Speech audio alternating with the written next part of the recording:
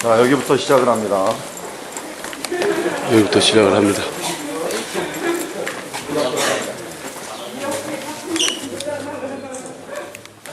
자, 우리가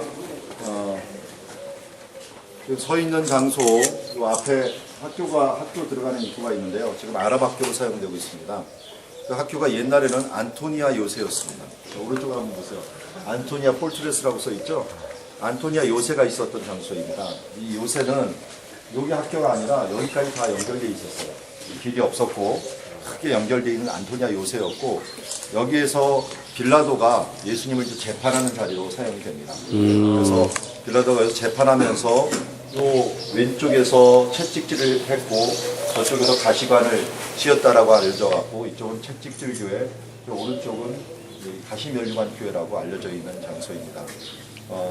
어떻게 보면은 예수님의 이제 사형이 빌라도에서 선고되고 출발한 장소이고요.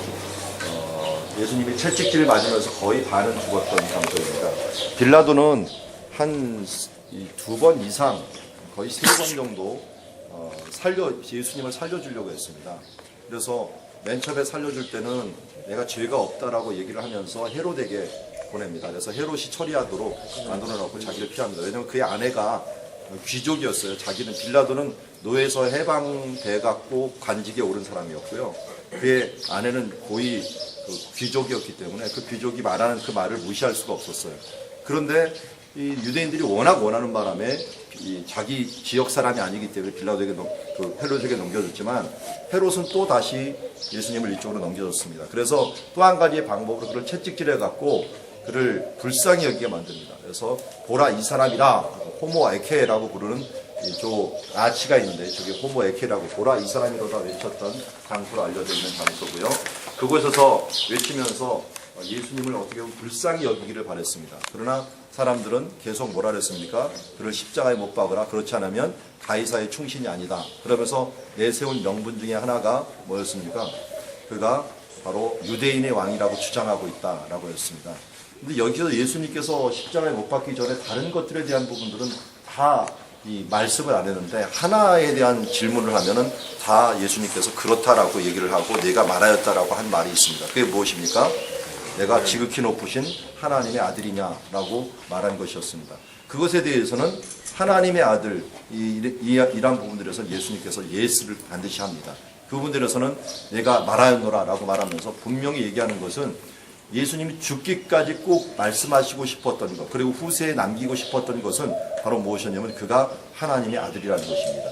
그래서 예수님의 죄의 몫은 유대인에게는 신성 모독죄였고, 이쪽 로마인에게는 왕권 모독이 돼갖고 결국은 죽게 되는 결과를 가져오게 됩니다. 그래서 나봇의 포도원을 뺐을 때 아합이 뒤집어 씌웠던 죄하고 마찬가지입니다. 하나님을 저주하고 왕을 갖다가 모독하였다라고 하는 죄 때문에 죽음을 당하였는데, 예수님도 어떻게 하면 그 죄 때문에 죽임을 당하는 길을 갑니다.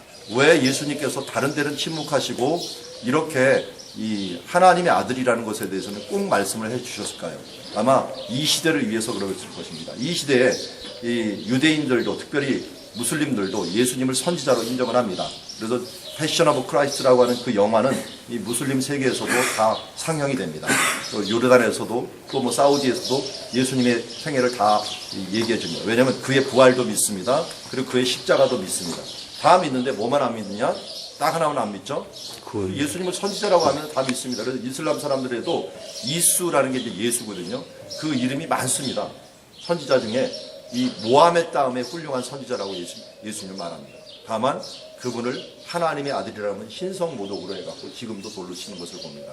그만큼 이 시대에서 예수님께서 꼭 남기고 싶었던 그 말씀이 바로 하나님의 아들이시고 죄 없이 이 세상에 오신 바로 그분이라는 것. 선지자 정도에서 끝나는 것이 아니라 우리의 죄를 대신할 치려면 반드시 하나님의 아들이 되셔야 됐기에 그것을 감수하면서 십자가에 주셨던 그 길이 바로 이 길이라고 할 수가 있습니다.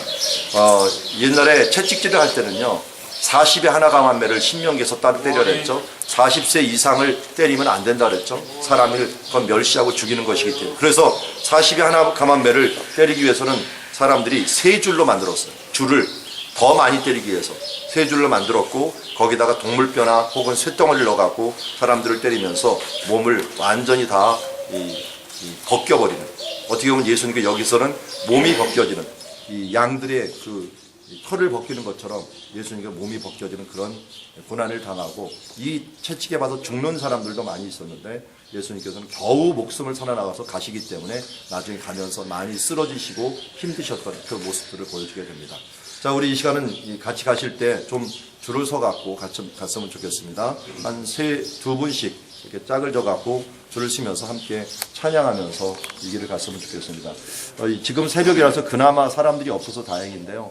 예수님 가실 때도 지금 상점들이 많고 사람들이 관심도 없고 웅성웅성하면서 그 길을 갔을 것입니다. 그런 산만한 분위기에 우리가 혼동되지 마시고 예수 그리스도의 십자가를 좀 묵상하면서 이 길을 갔으면 좋겠습니다. 예수님 가시는 길을 14개의 토소로 만들어 놨습니다. 이건 캐톨릭 전통인데요. 캐톨릭이 생기기 전부터 이제 전통이죠. 이 전통인데 예수님의 십자가 14시잖아요.